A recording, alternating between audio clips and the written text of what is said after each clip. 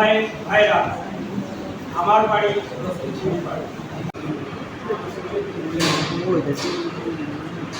অনেক কষ্টের পরে এই বিএনপিকে ভালো এসেছে।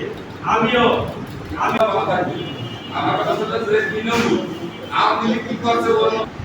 বাকি যে আওয়ামী লীগ আছে, আওয়ামী লীগ আমরা হিংসার রাজনীতি করবো না। হিংসা ধ্বংসের মূল। আওয়ামী লীগ কিন্তু হিংসায় শেষ হয়ে গেছে।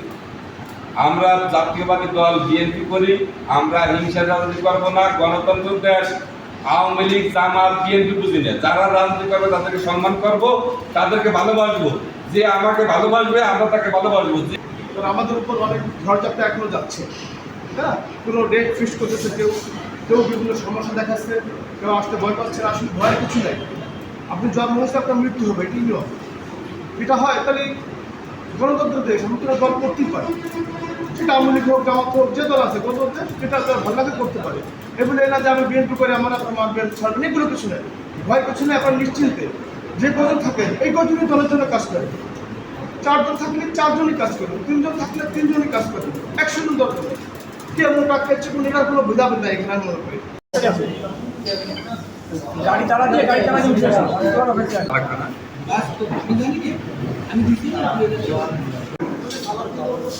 হ্যাঁ,